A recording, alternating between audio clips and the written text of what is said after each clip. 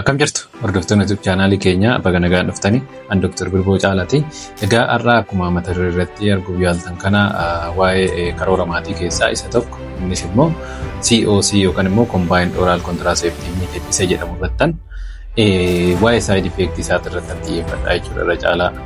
Egaa kana dura gosoota karoora maatii keessaa kamtu akka irra amanamaa fi kamtu immoo side effect xinnaa akka qabu kana dura viidiyoo darbe irratti isin hojjedheen ture waan ta'eef namoonni waa'ee isaa gadi fageenyan kan duraan irratti baruu barbaadan dhaqxanii achirraa check gochuu dandeessu. Har'a immoo akkuma gubbaatti argitan kana side effectiin COC maalidha? Common side effect isaa maalinni? Side effectiiwwan yookaan immoo miidhaa cinaa keessaa isa kamtu baay'ee nama yaachisa? Hanga immoo lubbuutitti illee hanga lubbuu namaa baasutti illee isa kan deemuu danda'u isa kamii kan jedhu kanan isinitti mul'ufe. Kanaaf gaa warri chaanaalii keenya faaraa taatan YouTube chaanaalii keenya subscribe gochuudhaan maatii nu ta'uu hin dagatinaa. Warra immoo duraan maatii nu taatan viidiyoo keenya like gochuudhaan jalqaba. Kallattumaan gara mata duree guyyaa irraa qabadhee dhufeettan isin ceesisa.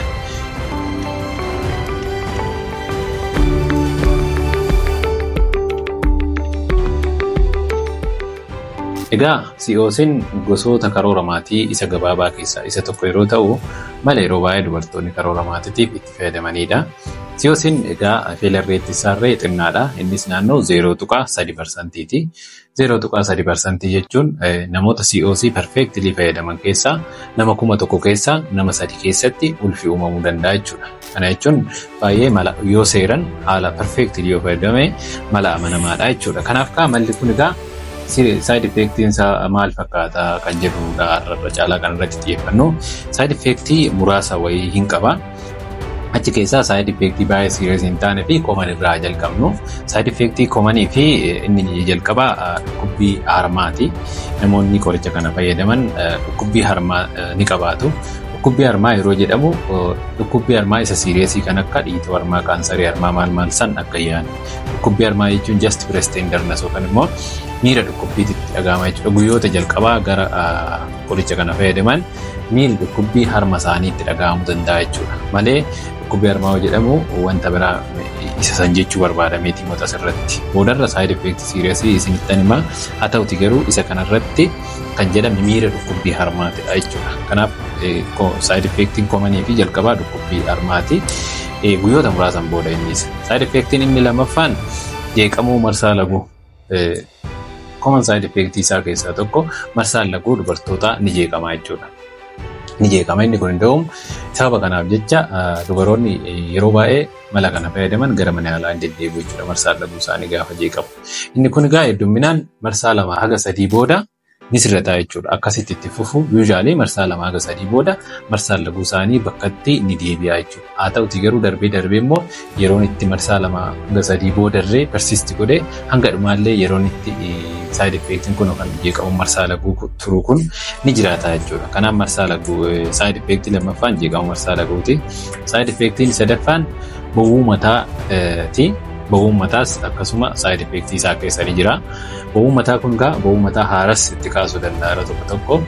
Namoota immoo duraan bowwuu mataa an akka migraine headache qaban irratti immoo bowwuu mataa duraan qaban migraine headache kanallee itti kaasuu danda'a jechuudha. Inni kun egaa irra caalaa sababa progesterone hormoonii of keessaa qabuuf. COC'n kun egaa kunuunsaa combined oral contraceptive jedhama. Combined jechuun hormoonii gosa lama walitti combine ta'eeti. Kanaaf kan progesterone qabu kun bowwuu mataa kana migraine isaa ta'u bowwuu mataa biraa kaasuu ni danda'a jechuudha. Side effectii arfaffaan finniisa fi dhukkuboota gogaa biraatillee namatti fiduu ni danda'a. Rarely jechuudha. Unfortunately COC'n finniisa nama tokko irraa finniisa baay'ee akka fooyya'u godha. Tokko irratti immoo finniisni akka hammaatu godha. Irra caalaa immoo dhukkuba kan fuula irratti melasma isa jedhamu kan naannoo funyaanii kanarratti argamu san immoo akka hammaatu darbee gochuu ni danda'a jechuudha. Inni biraan bulootiin yookaan immoo garaa boqsuudha. Kunis guyyoota gara jalqabaa ispeeshaalii namoota duraan garaacha qaban irratti bulootiin yookaan immoo garaa boqsuu waan akkasii kana fiduu danda'a. Jaaffaan fedhii nyaataallee dabaluu danda'a waan jedhamu jira. Garuu baay'ee komanii gatanni kuni fedhii nyaataa dabaluudhaan ulfaatina dubartoota tokko dabaluu danda'a wanti jedhuun jira. Inni kun garuu baay'ee waan ragaa qabu jechuudha. Inni kunniin egaa side effect isaa warra komanii ta'ee fi baay'ee serious hin taane yeroo ta'an side effectiin isaa immoo inni serious ni jira jechuudha.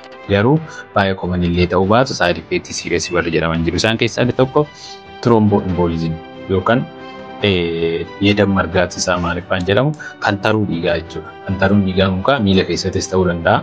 Ujummoo dhiigdeebistuu keessatti ta'ee ujummoo dhiigdeebistuu miila keessaa harka keessaa akkasumas immoo bakka biraallee ta'uu danda'a jechuudha. Inni sun gaafa dhiigni kan taru kan nama yaachisu irra caalaa pulmonary embolism kan jedhamu fiduu danda'a jechuudha. Dhiigni kan tare sun miila keessaa dhiigaan baatamee citee deemee raawwatee somba cufuu danda'a jechuudha. Yeroo san pulmonary embolism waan jedhamu fiduudhaan hamma namni tokko karaa lubbuu bahuutti illee geessuu danda'a jechuudha. Serious side effectiin isaa common isaa ta'uu baatu garuu side effect isaati jechuudha. Inni biraan stroke waan jedhamu kanallee fiduu danda'a. Akkuma dura jedhe reeridhaa garuu waan akkasii fiduu danda'a. Heart attack waan jedhamu fiduu danda'a. Akkasumas immoo qorannoon tokko tokko kan jedhu waggaa 5 ol yoo fayyadaman waggaa 5 olii ol warra fayyadaman irratti carraan kaansarii harmaarree sammuu ni dabala. Akkasumas immoo kaansarii fiixee gadaamessaarree waggaa 5 ol warra fayyadaman irratti carraan isaa sammuu xinnaas haa ta'u ni jira jedha. Inni kun garuu baay'ee saayinsiidhaan mirkanoofne garuu suspicioniin akkasii ni jira jechuudha. Kanaaf kunniin side effect serious ta'an yoo ta'u, kanaaf maaltu gorfamas yoo si kanarratti tokkoffaa namoonni migreenii qabaatan akka isa kana fudhatan hin barbaadamu. Namoonni duraan rakkoo kan taruu dhiigaa kana qabaatan illee qoricha kana fayyadamuu hin qabani. Namoonni dhukkuba onnee akkasumas immoo heart attack kana duraan qabaatanii miidhan illee qoricha kana kanaaf akka fayyadaman hin barbaadamu jechuudha. Kanaaf ani har'a kanumaan isinitti dhufe I think video kanarraa waan baay'ee barsiisuu yaada. Video keenya jaalatan like gochuun dagatina. Gaaffii biraa yoo qabaattan ammoo commentii jalatti nu barreessaa. Akkasumas side effect amma jenne kana keessaa mee tarii audience keenya warri video kana ilaalaa jirtan qoricha kana fayyadamtanii side effect kamtu sirriitti mul'ate kan jedhu kanas yoo nu keessan gaariidha. Ani har'a barnoota keenya har'a asumarratti finna. Barnoota biraa barbaannan karaa TikTok keenya akkuma YouTube kana Dr. Bocaalaadha karaa isaaniinis hordofuu dandeessu. Akkasumas immoo karaa fuula Facebook keenyaan hordofuu dandeessu. Fayyaa ta'aa.